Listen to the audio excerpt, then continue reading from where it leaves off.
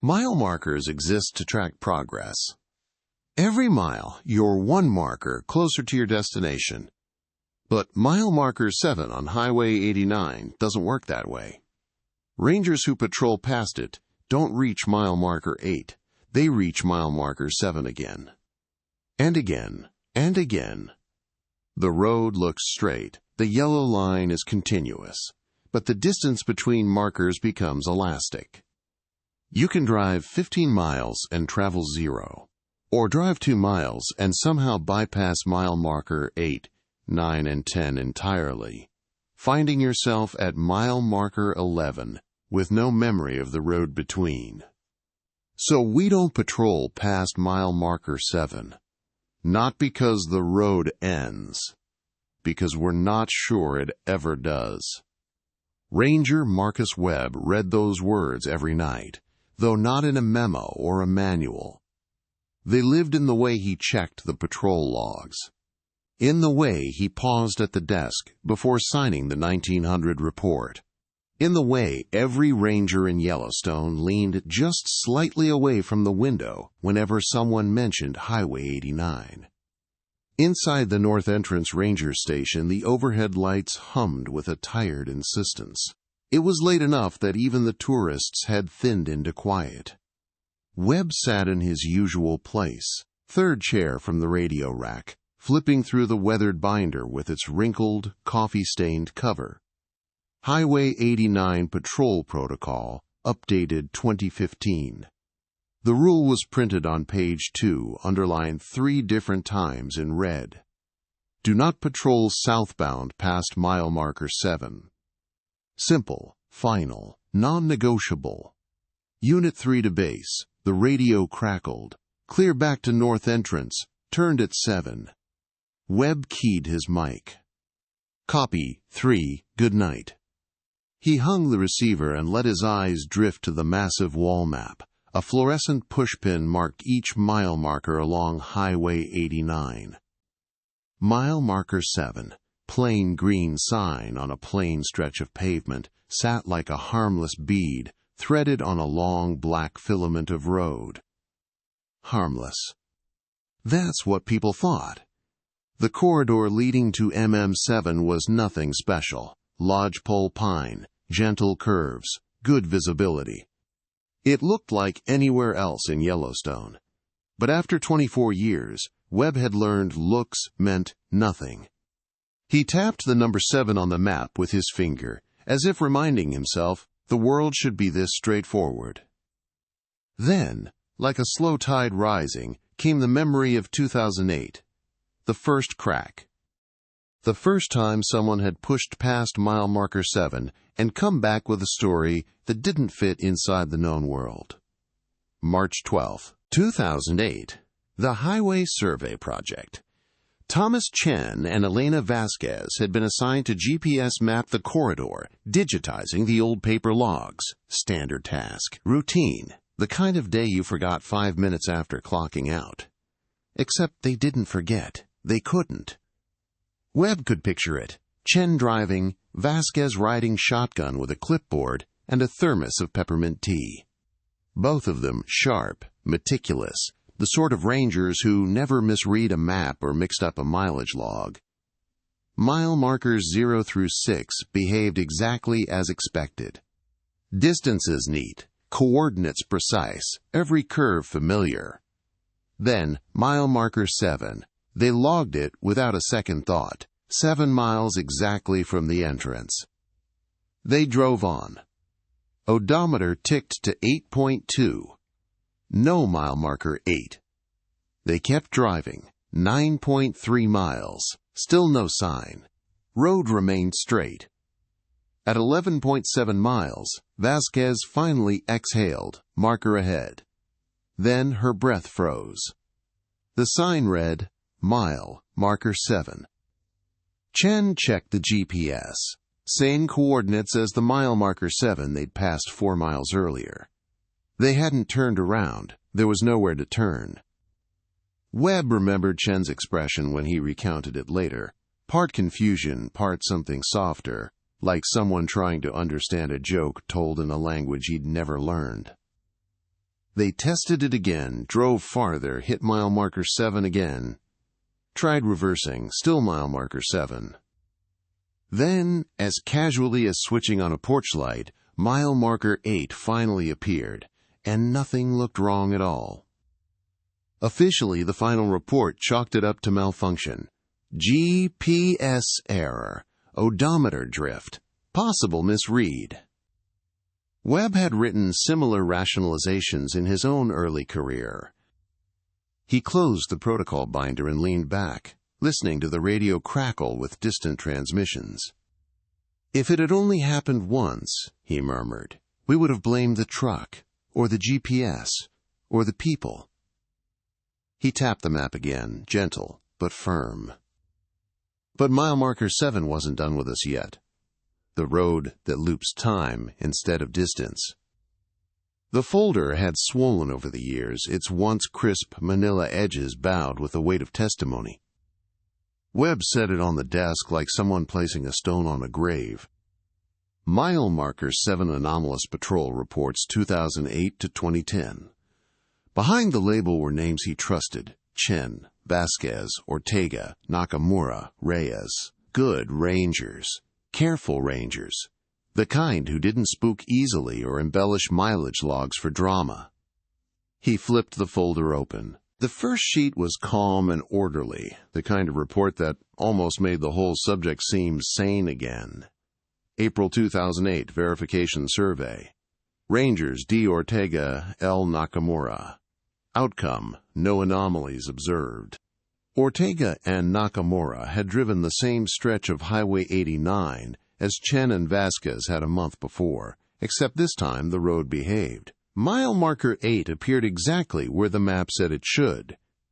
The rest of the markers followed in perfect rhythm, a metronome of asphalt and reflective paint. Nothing strange, no loops, no doubling back. That clean, uneventful run kept the mile marker 7 phenomenon suspended in the ranger culture's uneasy middle ground. Not fact, not fiction, but the kind of story you held in your palm without letting it touch your nerves. For a while.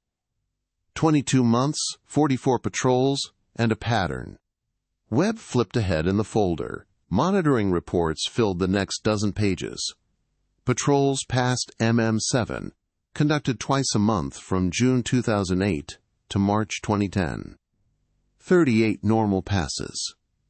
Markers 7 right pointing arrow 8, right pointing arrow 9 like they were printed on rails.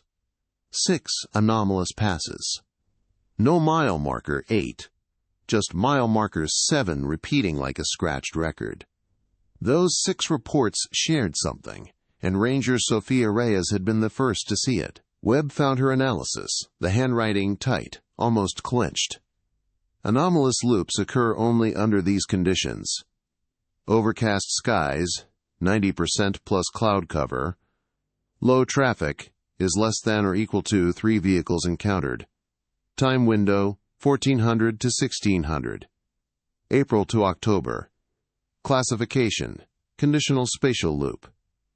Reyes had not been given permission to go further. She had gone further anyway. Webb still admired her for that. Webb's loop, April 2010. He turned the page and saw his own handwriting. He remembered the night before he even read it. Overcast. Road, dead quiet. Evening wildlife patrol, standard route. He'd passed mile marker 7 at 1742 and settled in for the long drive toward Tower Junction. At 1751, he should have been passing mile marker 8. Instead, there was nothing but pine shadow and the faint blue tint of oncoming dusk. At 1803, a sign flickered in his headlights. Mile marker 7. Odometer, 8 miles. GPS, 44.9847 degrees north, 110.7123 degrees west. Same coordinates as the mile marker 7 he had already passed. He drove on. After another long stretch, 11 minutes by the clock, another green sign appeared. Mile marker 7 again. Odometer said he'd traveled nearly 8 miles since the last one. GPS said he hadn't moved an inch. By the third loop, he'd called dispatch. Unit 3, what's your location? Mile marker 7. You called from mile marker 7 20 minutes ago. I've been driving the whole time. Marcus GPS shows you're still at the coordinates for 7. He had looked at his odometer. It showed over 30 miles traveled. Evening slipped into night. Backup rangers refused to drive past mile marker 7 to reach him. They couldn't risk the loop. So Webb kept going, took each curve with white-knuckled fingers, watched his fuel drop, watched the mile marker return and return and return. 6 hours later, a shape gleamed in his headlights. Mile marker 8. Just like that, loop over, road normal again. But his odometer read 68.3 miles for a route that should have been 18. And his fuel tank agreed. Why, it couldn't be highway hypnosis. Webb leaned back in his chair, remembering that long night. Highway hypnosis could make a person miss scenery or forget a stretch of road. It couldn't burn a tank of fuel, log engine hours, rack up real odometer miles, while the GPS insisted he hadn't moved. No trance explained that. He closed the folder, pulse ticking a little harder in his throat. If mile marker 7 only warped distance, he said quietly, we could have handled that. He slid a new report to the top of the pile, one with its timestamp circled in blue ink. But then it started to warp time. The ranger who drove 9 hours and 36 minutes. The door to Tower Junction eased open at 18:30, and the rangers inside froze. Patricia Oakes stepped through like she'd been dropped from a great height, face pale, uniform dusted with road grit, movements slow and disoriented. She blinked at the wall clock, confused by the evening light slanting through the windows. It's still morning, she murmured. Why is it dark already? Her watch read 9:53, and she looked like she'd driven through hell. August 2011, the 9-hour disappearance. Her last radio call had been routine. 9:17, dispatch, this is Oakes. Passing mile marker 7, clear conditions. Then silence. She was supposed to check in again before mile marker 12. When she didn't, the station launched a full search. Rangers drove up and down Highway 89, scanning ditches and pullouts for any sign of a wreck. Nothing. No skid marks. No broken brush. No vehicle. Just one thing repeating like a broken metronome. Her radio GPS pinged from mile marker 7. Again. And again. And again. For 9 straight hours. By 1800, they feared the worst. Then, half an hour later, her truck rolled into Tower Junction, engine coughing, fuel gauge nearly touching empty. She staggered from the vehicle as if waking from a dream. Her account. She remembered passing mile marker 7 at 9:17. Then, more mile marker 7. The same sign, the same bend in the asphalt, the same cluster of lodgepole pines. Over and over, each loop convincing her she'd simply missed mile marker 8. She kept driving. The odometer ticked upward. The morning sun stayed locked in the same position in the sky, as if the world beyond the windshield had frozen. I drove for maybe 30 minutes, she insisted. That's all. But the evidence said otherwise. 14 radio transmissions between 9:17 to 9:53, her time. None received by dispatch. GPS log, truck fixed at mile marker 7 coordinates for 9 hours, 13 minutes. Odometer, plus 127.4 miles. Fuel, nearly empty, consumption matching a 127-mile drive, not a 6-mile stretch. And her watch. When mile marker 8 finally materialized in her headlights, it was like the world snapped back into proper motion. Afternoon heat, traffic noise. real shadows, real wind. She didn't remember the transition, only the relief. Within 3 months, she requested a transfer. The convoy test, September 2012. Regional Command wanted controlled data, not stories. So they organized the biggest test in park history. 3 ranger vehicles, all synced by radio and GPS, all crossing mile marker 7 at the same moment. Vehicle 1, Webb and Chen. Vehicle 2, Ortega and Vasquez. Vehicle 3, Reyes and Nakamura. They rolled past the marker like a tiny caravan. At mile 8, vehicles 1 and 3 reported everything normal. Vehicle 2 did not. Ortega's voice came through the radio, taut. "We're still staring at mile marker 7. We haven't moved."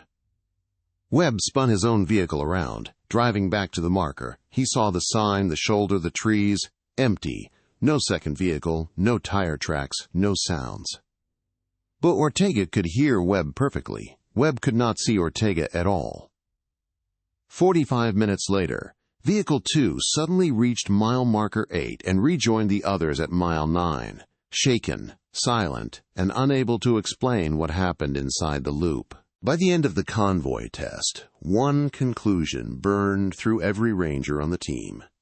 The loop wasn't just real. It chose who to take. And sometimes it swallowed one vehicle while letting the one behind it pass unharmed. Webb stared at the map long after the test ended and thought, whatever mile marker 7 is, it isn't just a place. It's a decision point. Stranded in the loop, seen from the outside, Ranger Marcus Webb stood before the bulletin board that had become a quiet monument to everything Yellowstone refused to acknowledge. The header, Mile Marker 7 Public Incident Reports, sat above a forest of handwritten complaint forms. Each pinned slip carried its own flavor of dread. Saw mile marker 7 3 times in 10 minutes. GPS frozen between 7 to 8. Car behind us never passed, then appeared ahead of us. He pressed a new form onto the cork, exhaled slowly, and stepped back. The stories never stopped. They only changed voices. October 2013, the tourist breakdown. It began with a routine distress call. A family of 3 reported their sedan had stalled beside mile marker 7. Dead battery, no hazards, no way to move. Their location was exact, right next to the marker. We can read the sign. Please hurry. Ranger Lisa Nakamura arrived within minutes. She pulled up beside the green reflective sign, stepped out, and scanned the shoulder. No car. No people. No footprints in the gravel. Dispatch, I'm at mile marker 7. Negative on visual contact. Seconds later, her radio crackled with the family's panicked voice. "You just drove past us. Why didn't you stop?" Nakamura froze. "I'm parked," she said calmly. "I haven't moved." A pause. Then the mother's voice, rising with fear. "There are 2 of your trucks now. No, 3. All of them you. Same number on the door. How can you be in 3 places at once?" Nakamura looked at the empty asphalt. The sign. The trees. Nothing else. They were seeing her, from inside the loop. She was seeing nothing, because she wasn't in it. Her supervisor's response was immediate and final. "If they're in the loop, we can't reach them. Tell them to drive forward until they exit." So Nakamura relayed the message. The family drove on, voices trembling through the radio until the signal finally dropped. 45 minutes later, they pulled into Tower Junction, pale and shaken. Their odometer showed 34 miles traveled, on a car that hadn't moved an inch in Nakamura's world. 2015, the line they wouldn't cross anymore. Between Oakes's disappearance, the convoy paradox, and the ghost truck incident, Regional Command made the quiet, necessary decision.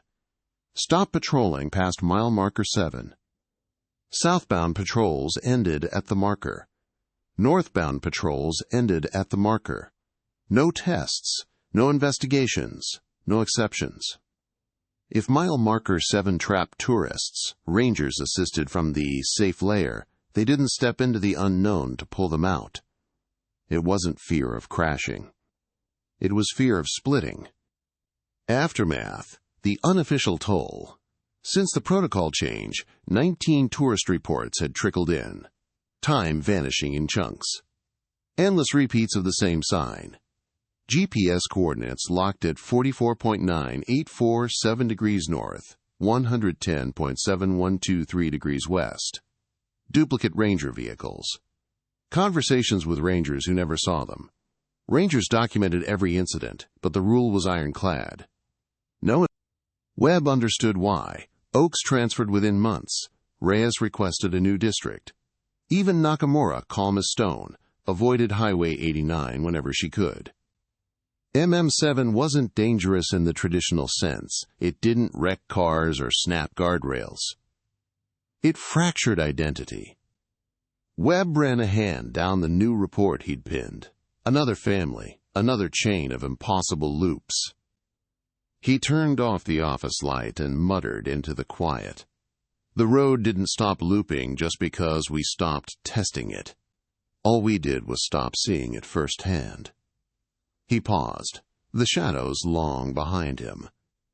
Now the only people who bring back evidence are the ones who never meant to find it. The echoes still driving at mile marker 7.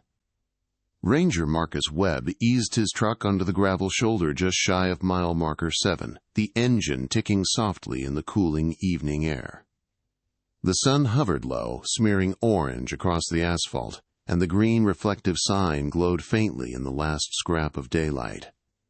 He killed the headlights but kept the parking lights on, a quiet ritual, a way of acknowledging the boundary without crossing it. He sat there, hands resting on the wheel, watching the road that looked perfectly normal, Highway 89, smooth and straight, stretching south toward wilderness.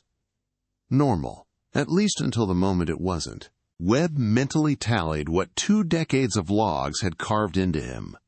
Chen and Vasquez looped repeatedly in 2008. Ortega and Vasquez looped during the convoy test. He himself had looped 3 times, once for nearly 6 hours. Patricia Oaks lost 9 hours of real time, while her watch advanced just 36 minutes. 19 tourist reports since 2015 described repeating markers, time gaps, and duplicate ranger trucks. And since 2015, 0 ranger incidents. Because they'd stopped going past the marker at all. The Park Service clung to the official stance. No provable injuries, no fatal wrecks, nothing that justified closing a public highway. Just drive carefully boilerplate they pasted onto brochures. But everyone in uniform knew better. Webb's theory, the road that splits you. Over the years, Webb had reached a conclusion he'd never put in writing. Mile marker 7 wasn't a point on a map. It was a threshold, a place where the road seemed undecided about who belonged on which side of the wilderness. From 0 to 6, you were still close enough to civilization to turn around. Past 8, you were committed to the interior. But at 7? The highway hesitated. It held you there, judged you, tested something you didn't know you were offering. And when it couldn't decide what to do with you, it took the simplest solution imaginable. It did both. One version of you continued toward mile marker 8, driving into the park as planned. One version stayed behind, caught in the loop's long, elastic stretch of hours, miles, and frozen sunlight. Webb swallowed hard. Patricia Oaks's odometer had risen by 127 miles, but she remembered driving only 36 minutes. Who lived the rest of those hours, he whispered. He already knew his own answer. Webb stared down the darkening road and wondered about them. The versions of himself he was certain were still trapped out there. 3 loops. 3 escapes. 3 echoes left behind. 3 Marcuses still gripping steering wheels, still watching the same green sign materialize from darkness, still calling dispatch on a channel no one could hear. They weren't ghosts. They were possibilities. Versions of him that had never found mile marker 8, never left the loop, never stopped driving. He felt it sometimes, like a pressure behind his ribs, a sense that somewhere, headlights he'd never see were sweeping across an infinite circuit that carried his name. Webb forced himself to focus, slipping into the tone of a ranger briefing. Steady, practical. Long corridor drives demanded respect. Check fuel, check tires, check weather. Never push past disorientation or fatigue. If something feels wrong, if a landmark repeats, if time slips sideways, treat it like a real safety hazard. Don't challenge the road, he murmured. The road always wins. And if a ranger told you to be cautious, or to avoid pressing deeper at dusk, listen. They weren't warning you about wildlife. They were warning you about the places a map couldn't cover. Webb started the engine and backed away from the sign instead of approaching it. The truck's headlights caught the reflective numbers. Bright green, white digits, perfectly harmless in appearance. He turned north, toward the entrance gates, leaving the marker shrinking in his rearview mirror. His voice, quiet, carried into the dark cab. If you ever pass mile marker 7 more than once, don't panic, don't floor it, just keep going forward. You'll break the loop eventually. The trees swallowed the sign behind him. The road ahead glowed pale in the fading light. But when you check your fuel later, he added softly, and it doesn't match the miles you think you traveled, do me a favor. Somewhere far behind him, in a place no map could find, a pair of headlights traced the same bend for the 1,000th time. Spare a thought for the version of you that didn't make it out. He drove on, never looking back. Still driving. Still looping. Still stuck at 7.